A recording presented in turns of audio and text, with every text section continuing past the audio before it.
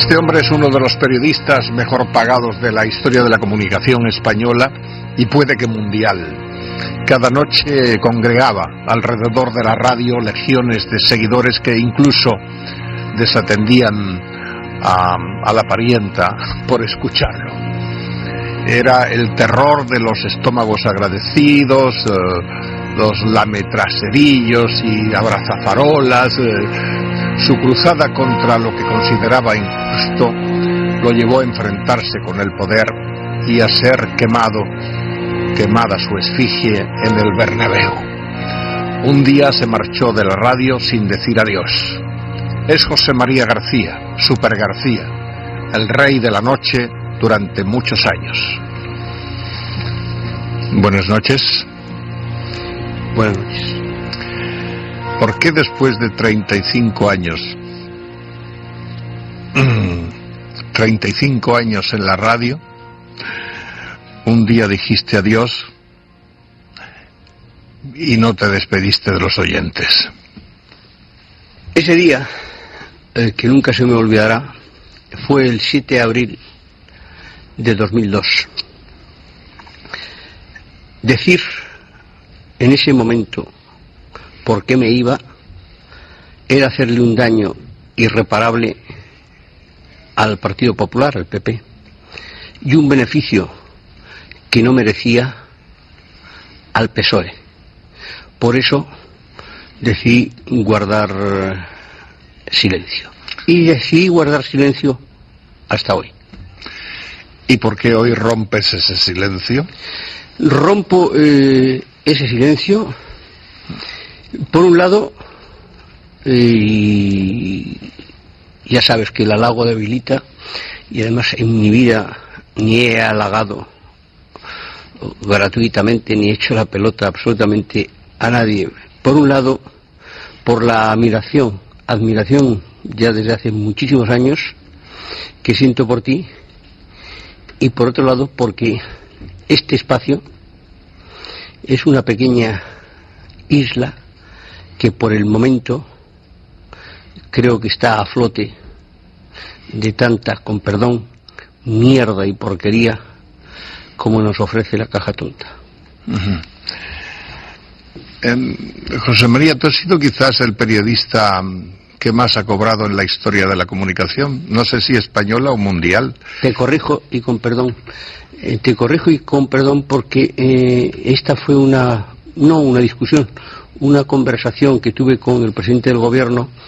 Ese día era precisamente en casa de Juan Abelló, era el cumpleaños de Juan Abelló, y sin venir a cuento, estábamos en una parte, el presidente José María Aznar y yo, me dice: ¿tú ganas más que Zidane? Y le digo: estás equivocado, presidente. Yo produzco más que Zidane. Mis sueldos, mis contratos, que efectivamente han sido altísimos y posiblemente récords, nunca me he preocupado, siempre han guardado directa relación con lo que yo he ingresado en las empresas. Sí, de cualquier forma, en fin, hablar de 1.500 millones anuales y tal, eso no creo que hayan cobrado muchos periodistas, ¿no? Yo ganaba 1.500 millones anuales en la cadena COPE, uh-huh. Y cuando dejé, en un grave error mío, uh-huh. Y luego lo analizaremos, la cadena COPE, y ese año la cadena COPE obtuvo en su historia récord de beneficios, la empresa COPE. ¿Cómo se quedaron los curas después de aportar tantos beneficios a la COPE cuando te marchaste, los obispos? Más que... mira, la conferencia episcopal es rarísima. Es decir, partiendo de la base que si el cura es raro, el obispo es muy raro y el cardenal es rarísimo. Del Papa no hablo porque no lo conozco. Pero yo creo que no les preocupó, que la menor preocupación era la económica. La conferencia episcopal no le preocupa el dinero de la COPE, solo le preocupa que no le cueste. Cuando yo en el año 92, cuando se produce la invasión de Antena 3 por el imperio del monopolio, con la aquiescencia y la colaboración total y absoluta del partido en el gobierno, que era el Partido Socialista Obrero Español, que es quien ayuda a hacer la trampa para que Antena 3 cambie de manos, yo tenía ya absolutamente realizado mi acuerdo. Yo no quería seguir, yo no quería trabajar, yo quiero ser un hombre libre y yo no quiero trabajar donde tocan una campanita y maricón el último. Perdón, José María. ¿A ti te encargaron montar por la derecha un imperio como el de Prisa? No, a mí no me encargó absolutamente nadie. Yo lo que pasa es que primero tuve un durísimo enfrentamiento con el Partido Popular, porque cuando el Partido Popular llega al poder, a los 20 o 30 días de estar en el poder, me llama Miguel Ángel Rodríguez, que era secretario de Estado para la Comunicación, y me dice en Moncloa que no podemos seguir contando con Antonio Herrero. Digo, ¿cómo? Que no. Digo, pero si no hay un periodista en este país que haya ayudado más al PP que Antonio Herrero, solo denunciando todo lo que ha denunciado. No, es que ahora nos está dando, digo, claro, porque lo único que tiene un periodista es su libertad, su crédito, es su pasaporte, y lo que hacéis mal, pues no puede seguir. Digo, pues átate bien los machos si tocas a Antonio Herrero, porque si tocas a Antonio Herrero nos vas a tocar a todos nosotros. Pasa posteriormente el tiempo y fíjate lo que son las cosas. Eso lo descubre y lo cuenta muy bien Federico Jiménez Los Santos en su libro. Un viernes noche, José María Aznar, presidente del gobierno, invita a cenar a Luis Herrero y a Federico Jiménez Los Santos y les pide, y también les dice lo mismo, que no se puede seguir contando con Antonio Herrero. Ese sábado Antonio Herrero muere ahogado en Marbella. A mí me lo cuenta Luis, no se atrevía. A mí me lo cuenta Luis el sábado y yo me indigno. Y entonces hacemos un programa especial el lunes por la mañana, donde yo, que soy muy pasional, cometí muchos excesos. Le dije auténticas barbaridades al presidente del gobierno, porque además yo pensé, si el viernes pide su cabeza y el sábado se muere, lo menos que puede hacer, aunque sea un presidente del gobierno, es estar aquí. Y no estuvo. ¿Pero Aznar se metía en los medios de comunicación? En la COPE no se metía, o quiero decir, no se metía. Lo que sí, supongo que se metería, o si se metía no lo sabíamos. A mí no me llegó ninguna orden de Aznar, y por supuesto que a Antonio no le llegó ninguna orden de Aznar, ni a Luis, porque no las iban a afectar. Pero lo que yo sí me di cuenta es que en la situación que estamos, tú tienes que tener una multimedia. Se vive de la publicidad. La publicidad es una tarta, pero una tarta limitada que cada vez está teniendo más comensales, y que la COPE estaba absolutamente sola. Yo era consejero de la COPE porque Antonio Herrero se había empeñado, no se fiaba de los curas y dice, tenemos que tener un 5%, y Antonio tenía un 2%, yo un 2% y Luis un 1%, y yo era el representante en el Consejo de Administración. Yo había acuñado aquella famosa frase: en aquella parte del río está el imperio del monopolio, que era el grupo Prisa-PSOE, y en esta parte estamos los demás, el ejército de Pancho Villa, porque el mundo va por su lado, Antena 3 va por el suyo, la COPE por el suyo, ABC por el suyo. Pero resulta que en un consejo de administración, que es lo que me da la clave para todo lo que viene después, en un consejo de administración estaban presentes don Nemesio Fernández Cuesta, como representante de prensa española, que tenía el 5% de la COPE, y don Alejandro Echevarría Alechu, que tenía el 5% del grupo Correo, que todavía no había comprado Prensa Española.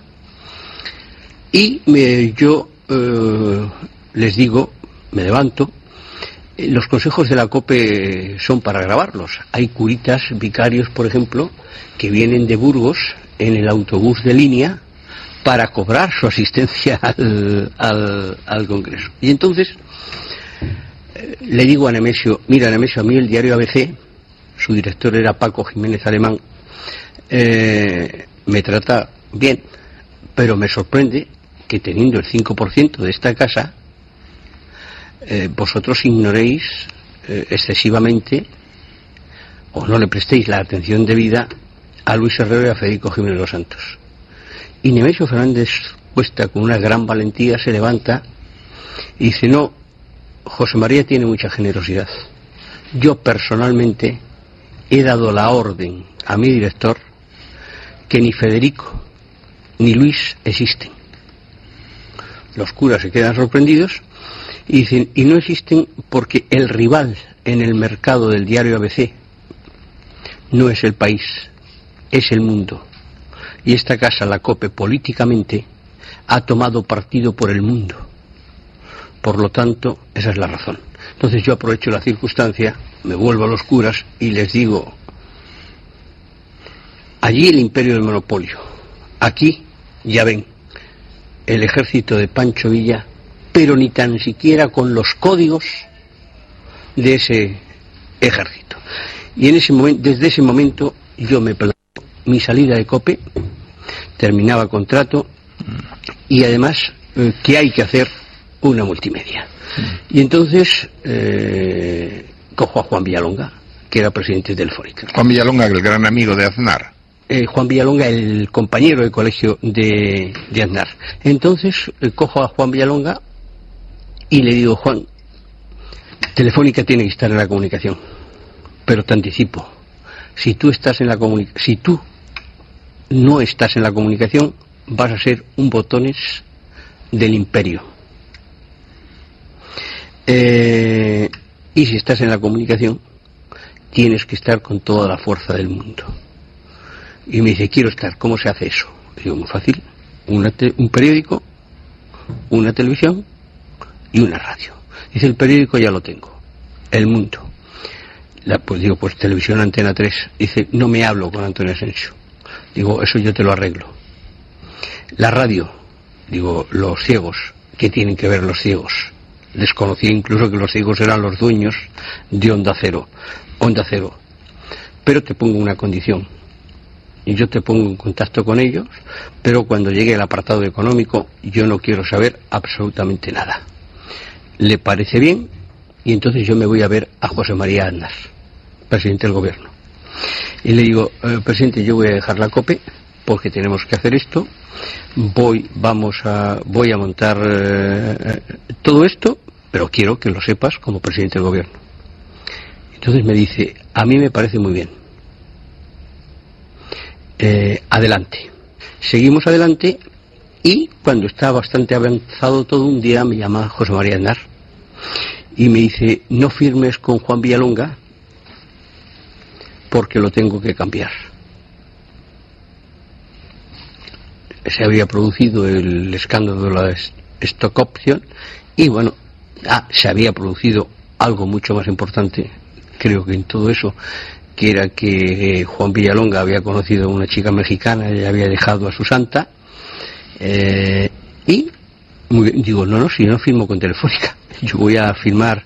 Dice, Rodrigo te dirá quién va a ser el nuevo presidente de Telefónica y te conoce, le parece bien esto y adelante. Bueno, a las 48 horas, efectivamente, Rodrigo Rato viene y me dice que el presidente de Telefónica va a ser César Alerta, y conozco a César Alerta, con el que tengo y tendré una magnífica relación, porque como persona hay pocas personas a las que yo haya conocido que tengan su entereza y su categoría. Perdón, ¿no te van a llamar traidor por lo que estás diciendo? Es un problema, yo estoy contando la verdad, no sé quién me puede llamar traidor, ¿Quién crees tú que me puede llamar traidor? El señor Aznar, por ejemplo. No, el señor Aznar no me puede llamar traidor porque todavía no he dicho ni el 10% de lo que tengo que decir del señor Aznar. Hasta ahora todo son banalidades. ¿Qué tendrías que decir del señor Aznar? Pues te tendría que decir que el señor Aznar es el culpable directo y responsable, si no único máximo, de todo ese invento que hicimos se haya venido absolutamente abajo. Los políticos, yo creo que sean del signo que sean, no quieren periodistas. Los políticos quieren aduladores. Los políticos quieren taquígrafos, amanuenses. Pringaos. Y el señor Aznar, y claro, quieren pringados porque como la lucha de intereses es tan grande y a los periodistas les pagan tan poco, pues y tienen que comer, ese es el problema. Y ahora estoy intentando defender a los periodistas. Y entonces, bueno, empezamos en Telefónica y empiezo a darme cuenta que aquello es un escándalo sin precedentes. Un escándalo. Descubro, por ejemplo, que hemos comprado el Mundial pagando un sobreprecio, que es el primer mundial que no da Televisión Española, porque a Televisión Española le había prohibido la SEPI pagar 19.000 millones de pesetas por el mundial. Nosotros a través de vía digital pagamos 24.000 millones y descubro que aquello es un escándalo sin precedentes. Por un lado, luego estaban colocando a políticos, hijos de ministros, hijos de gente inútil, gente incapaz, en algunos casos gente deshonesta, y era imposible. Un buen día voy a ver a José María Aznar y le digo: presidente, esto no funciona. Telefónica realmente, o sea, oficialmente es una empresa privada, pero realmente es una empresa pública.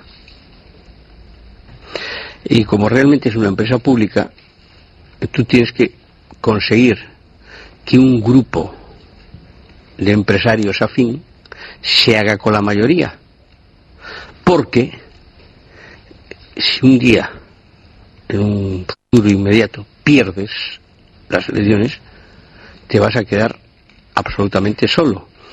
La 1, Televisión 1, esta casa, y la 2, evidentemente, son gubernamentales. Desgraciadamente, el PP, ya con UCD, con Franco y con San Pedro. Bueno, ahora ya sabes que hay un presidente nombrado, en fin, por todos los partidos desde el Parlamento, ¿no? Yo admiro nuevo... No puedo admirar a Luis Fernández porque no lo conozco lo suficiente, y lo que conozco de él no me ha convencido porque ha estado muy escorado hacia el imperio. Ha sido un hombre total y absolutamente del imperio. A partir de ahora, Luis Fernández, el nuevo presidente, no sé qué postura tomará. Pero yo sé que es duro lo que acabo de decir del nuevo presidente, pero es la verdad radical. Este es un hombre de prisa. Bien, es cierto que afectado... Estuvo trabajando en Prisa, ¿no? Estuvo trabajando en Prisa. Ahora tiene el consentimiento de todos los partidos políticos. Ahora tiene el consentimiento de todos los partidos políticos. Y nombrado por el Parlamento. Por eso te digo que vamos a ver el cambio pero que hasta ahora no es un hombre para aplaudirle. Una prueba de libertad es que esto salga, lo que estoy diciendo, pero no mezclemos temas. Volvamos a lo que iba. Llegamos y llegó al presidente. Digo, tienes que buscar un grupo afín porque te vas a quedar más solo que la 1.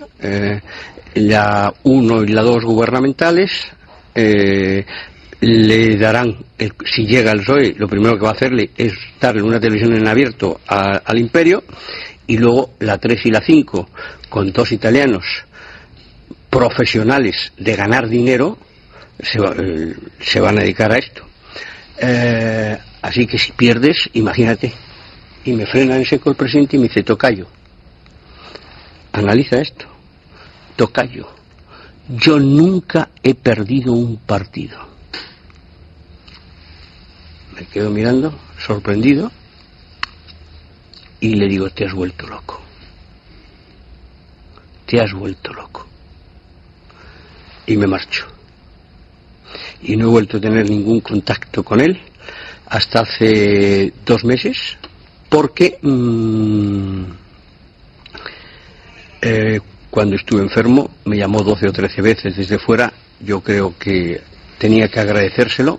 Fui a FAES para agradecérselo personalmente. Me equivoqué. Y digo que me equivoqué porque me encontré a un hombre, es mi impresión, puedo estar equivocado, pero me encontré a un hombre lleno de rencor, me encontré a un hombre lleno de revancha. No era aquel hombre lúcido y fresco que llegó a Madrid para hacerse cargo del PP. Rencor, revancha y sin admitir la derrota. Pero no es eso lo peor. Lo peor es que sigue mandando, pero que es el único que manda. Ese es el problema. Mariano Rajoy es un grandísimo amigo mío. Yo he ganado una apuesta. Yo, adelantándome a los acontecimientos, dije que Mariano Rajoy iba a ser el sucesor. Y se lo dije a él, digo, si vas a ser el sucesor, dice, ¿por qué? Digo, muy fácil. Tú tienes una cosa fenomenal y una cosa malísima. Pero eso equilibra tanto la balanza que vas a ser el sucesor. Lo bueno, que pasas por los sitios y no manchas. Y lo malo, que pasas por los sitios y no limpias. Y entonces, Aznar, que quería seguir mandando, ese era... Pero yo perdón, el señor Rajoy colaboró con usted, sí. Era un especialista en ciclismo, ¿no? Cuando me llamas de usted me impresiona. Bueno, contigo. Después de tantos años. Sí, era un especialista, un consumado especialista en ciclismo, una auténtica maravilla, y es mi amigo. Yo espero que no se enfade mucho con esto, pero yo le he hecho a Mariano Rajoy, y tengo el derecho de decir estas cosas del PP, porque yo he hecho al PP unos favores absolutamente impagables. A mí un día a las 5 de la tarde, Mariano Rajoy, vicepresidente del gobierno, me localiza. ¿Dónde estás? En la radio. Estaba en COPE. Necesito verte urgentemente. ¿Qué pasa? Se está hundiendo el mundo. Necesito verte. Y quedamos en el Hotel Ritz. Y digo, ¿qué pasa? Dice, tenemos que localizar, todavía era presidente de Telefónica Juan Villalonga, tenemos que localizar urgentemente a Villalonga. Digo, ¿qué ha pasado? Dice que ha cesado a Ernesto Sáenz de Buruaga, que era el director de los servicios informativos de Antena 3 Televisión. ¿Lo cesó Villalonga a Ernesto Sáenz de Buruaga, sin consultar con Aznar? A eso voy. Que ha cesado Ernesto Sáenz de Buruaga, que ha cesado Juan Villalonga, Ernesto Sáenz de Buruaga, y el presidente lo entiende como una afrenta personal. Y digo, pero vamos a ver, Mariano. Primero, el vicepresidente del gobierno tiene que llamar, aunque sea su amigo, a un periodista para esto. Yo te lo hago encantado, porque eres mi amigo y porque eres buena gente. Segundo, es tan importante Ernesto Sáenz de Buruaga, que ya sabes que los presentadores de telediarios, que no se molestan conmigo, pero a los presentadores de telediarios, pues gente que más o menos allí llegan allí, les embadurnan un poquito la cara y leen lo que les más o menos han escrito o lo que han escrito ellos. O sea, a mí estaría encantado con ver un telediario tipo americano, un telediario donde el presentador se moje. Bueno, y le digo, ¿y qué quieres que haga? Pues que hables con Juan Villalonga. Localizo a Juan Villalonga, que está en Los Ángeles, y le digo, oye Juan, estoy con Mariano Rajoy, vicepresidente del gobierno, que dice que vas a cesar a Ernesto Sáenz de Buruaga. Dice, no lo voy a cesar, ya lo he cesado. Lo he cesado por desleal, y me dice 3 epítetos que no es necesario, pero gravísimos. Digo, bueno, pues espérate que te paso al vicepresidente del gobierno. Hablan, un cuarto de hora, me pasa el teléfono y dice, bueno, encárgate tú de decirle al presidente que lo dejo, pero lo dejo por él. Pero el sábado vente a mi despacho y te cuento quién es Ernesto Sáenz de Buruaga. El sábado viene de Los Ángeles, voy al despacho de Juan Villalonga y me dice, mira, este tipo no merece la pena. Piqué era ministro, yo creo que se llamaba de tecnología entonces o una cosa así, y había redactado un decreto que perjudicaba mucho a Telefónica. Y entonces, como Juan Villalonga era como era, tenía un primer espada en la comunicación que se llamaba, en su gabinete, Manolo García Durán. Y Juan Villalonga llama a Manolo García Durán y le dice: llama a Ernesto Sáenz de Buruaga, Antena 3 ya era de Telefónica, y dile que empiece el telediario matando a Piqué. Anda. Entonces, claro, si tú eres periodista y tú recibes eso, o sea, a ti te pueden decir, te ha podido llamar Luis Pérez o Pepito Palote y decir, mata a García hoy. Y entonces tú puedes decir sí o no. Si dices sí, pues eres un mierda, pero bueno, allá con tu conciencia. Y si dices no, tienes que cumplir tu palabra de hombre. Y entonces Ernesto Sáenz de Buruaga, por lo que yo, la versión que tengo, naturalmente, es la versión de Juan Villalonga, no la de Ernesto. Me dice versión de Juan Villalonga corroborada por Manolo García Durán. Y es el que al final me cuenta todos los detalles, Manolo García Durán. Y me dice, le llamo y le digo: Ernesto, el presidente dice esto, que hay que empezar matando a Piqué. Bueno, pide al presidente que no hay ningún problema y que nada, que no pasa nada. Y, según me cuenta Manolo García Durán, automáticamente cuelga el teléfono a Manolo García Durán y llama a Piqué, Ernesto Sáenz de Buruaga. Dice: oye, ministro, me dicen desde Telefónica esto, que te tengo que empezar matando. No lo voy a hacer, pero que ya sepas cómo están las cosas.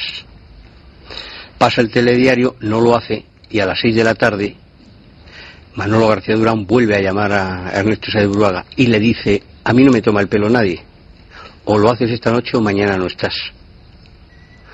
Y él vuelve a llamar a Piqué para decirle: lo tengo que hacer esta noche, y lo hace. Te lo digo para que veas hasta qué punto llegaba la intromisión de porque fíjate, luego Ernesto Sáenz de Buruaga, de director de informativos, pasó a entrevistar a Aznar, aquella la famosa entrevista, y luego pasó a ser consejero delegado cuando no sabía leer un balance. ¿Y esa guerra sigue? Pues esa guerra, en los medios de comunicación. Esa guerra ahora es muchísimo peor. De la conferencia episcopal, un tal Blacker. Ese es el presidente de la conferencia episcopal. Viene 3 días a Madrid. No hay conferencia episcopal. Pero luego está la COPE. Yo siempre he dicho, el único sitio... Yo me he equivocado. Y cada uno tiene que ser responsable de su error. Yo me equivoqué marchándome de la COPE, creyendo que ayudaba a este país un poco. Pero yo soy siempre he sido lo mismo. Me puedo equivocar o equivocar. Yo me gané muchísimos enemigos cuando hace muchísimos años había una sola televisión, que era la mejor televisión de España, porque no había otra, que era esta. Yo en un programa de Mercedes Milá aparecí y sin venir a cuento dije sí a la OTAN. ¿Por qué? Porque el PSOE había dicho de entrada no, cuando la responsabilidad del gobierno la había llevado, es decir, buscando el interés nacional. Entonces, la conferencia episcopal, ¿qué permite? Permite una libertad que los profesionales convierten en libertinaje. Fíjate, guerra de Irak. La guerra de Irak, que es un error gravísimo de José María Aznar, porque José María Aznar, yo no digo que vaya o no vaya a la guerra, pero un tema de esa naturaleza lo tienes que llevar al Parlamento y que lo decidan, etcétera, etcétera. Pero claro, Aznar ahí se veía como Dios. Fíjate, yo tengo grabada en la retina, Aznar es un tío que no es un tío de la NBA, que mide, Aznar es un poquito más que yo, y Aznar, tú no sé si te acuerdas, una imagen de una foto bajando del helicóptero en Camp Davis, esperando al presidente americano y caminando como si fuera Dios. Otra famosa foto de Aznar, ¿te acuerdas? Con las cervezas y las Azores. Roma dice: no a la guerra. La Conferencia Episcopal dice no a la guerra. El sínodo de los obispos, fíjate que es difícil ponerlos de acuerdo, incluido el catalán, dicen no a la guerra. Y los dos principales comentaristas de la COPE, Conferencia Episcopal, son los dos únicos que dicen sí a la guerra. Uno, Luis Herrero. Para mí es muy triste, pero porque se ha vendido al PP por un puesto en las europeas, y otro, Federico Jiménez Los Santos, porque cree en eso. Mira, Federico es un personaje, yo lo he oído el otro día contigo, Federico es un personaje curiosísimo. Punto uno, es presumiblemente, si no el más culto, entre los 3 periodistas más cultos de este país. Es un hombre, hasta donde yo he conocido, que no ha dado un paso por una peseta, o sea, de un desinterés absolutamente económico. Pero, ¿qué le ha pasado? Con todo el respeto, porque yo a Federico le quiero, aunque podía querer más, pero le quiero. Le he perdido el respeto, le he perdido la admiración, pero le quiero. El cariño no. Le he perdido el respeto y le he perdido la admiración porque ha dejado de ser periodista. El periodista que no es plural, el periodista que no es neutral, no es periodista. Es otra cosa. Y entonces él ha dividido el mundo entre los buenos, la derecha, y los malos, la izquierda. Ha estado usted en la guerra durante mucho tiempo. Su mayor guerra, o una de sus grandes guerras, fue el Real Madrid. Su cabeza la han pedido desde todas partes. Uno de los que pidieron su cabeza, naturalmente, fue Florentino.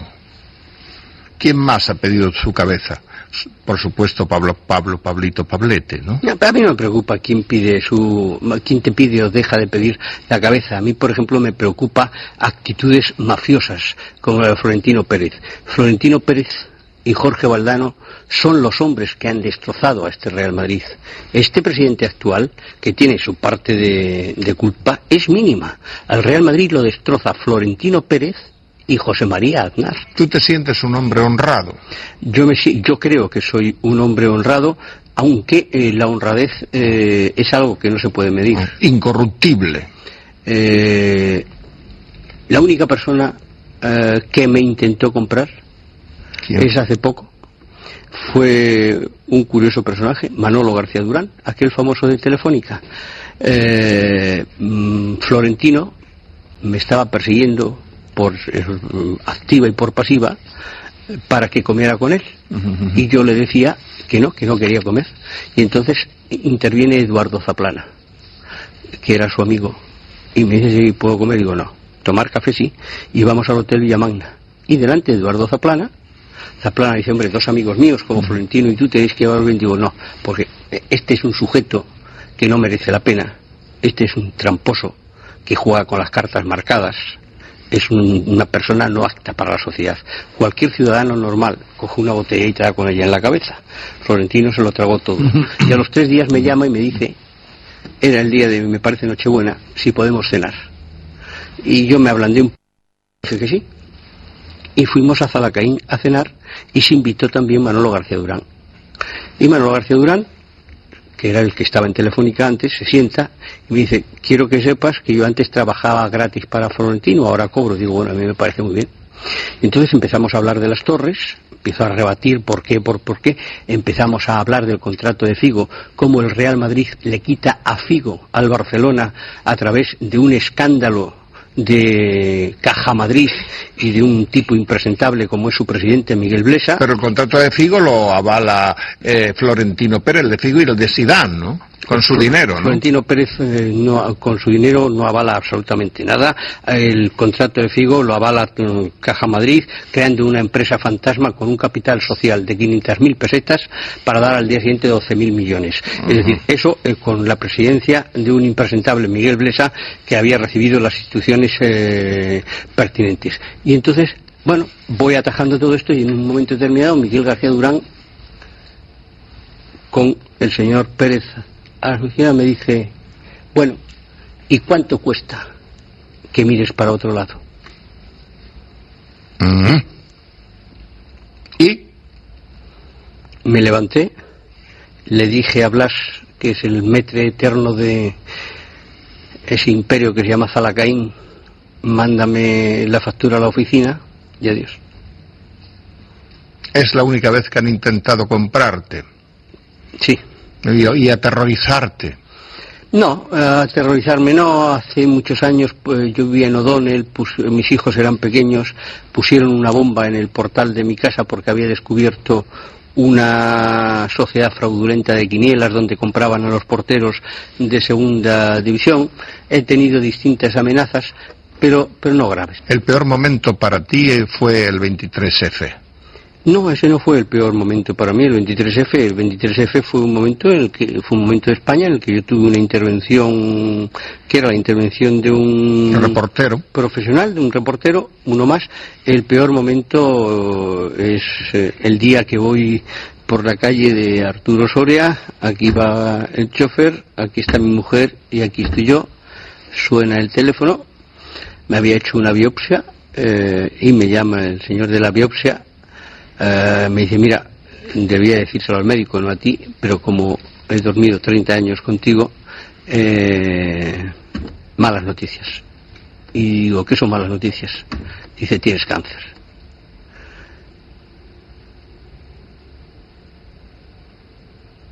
Te quedas así. Coge el teléfono de mi mujer, ella se pone a llorar, y tardo unos segundos en reaccionar y digo, hay que empezar a luchar.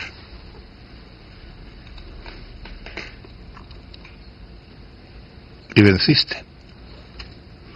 Por lo menos aquí estamos, deseoso de volver, si es que se puede, para devolverle a esta sociedad algo de lo mucho que me ha dado. Yo tengo mis necesidades cubiertas. Yo no soy millonario, yo no necesito comer 3 veces, yo no tengo ningún yate porque no me gusta navegar, y la luz la tengo pagada hasta que Dios me llame, pero entonces me dicen, ¿por qué quieres, con lo feliz que vives ahora haciendo tu deporte, jugando al mus con tus amigos, por qué quieres volver? Porque quiero devolverle un poco a la sociedad lo mucho que me ha dado y quiero traer, por lo menos, voy a ver si lo consigo, un programa plural. Por un lado, plural en lo político. Y luego es necesario, es imprescindible, un programa de investigación. ¿Te molestaba que te llamaran Butano? No, porque el que lo hacía con cariño, y el que lo hacía por ofenderme, pues evidentemente era su problema. Bueno, no estaba mal pensado ese nombre de Butano porque usted explotaba todas las noches, ¿no? No, eso nació, primero, porque no mido 1,90, y segundo, porque en los partidos, cuando hacía el campo, yo llevaba una chamarra larga por la lluvia de color butano. ¿Para ti quién ha sido más censor? El más censor. Yo ¿El creo PSOE o el PP? Por lo que yo he vivido, quiero decir, no hay la menor duda. Yo creo que es muy difícil, muy difícil igualar el capítulo de censura de José María Aznar. Es más, tú fíjate que Multimedia de Telefónica tiene durante 6 meses un presidente provisional, porque él el puesto ya se lo tenía guardado para un amigo que, como había tenido un cargo ministerial, no podía ocupar ese puesto durante 6 meses hasta que no se cumpliera. Ese amigo era Pedro Antonio Martín Marín. El mayor censor que ha tenido este país ha sido José María Aznar. ¿Se acabó el periodismo libre para usted? No, que va. Vuelve a empezar ahora, si es que vuelvo. Señor García, ha sido un honor y mi gratitud por haber concedido tanto tiempo a este encuentro. Muchísimas gracias, y mi gratitud es hacia ti, el halago de Vilita, por haberme correspondido tan generosamente. Buenas noches y gracias. Buenas noches.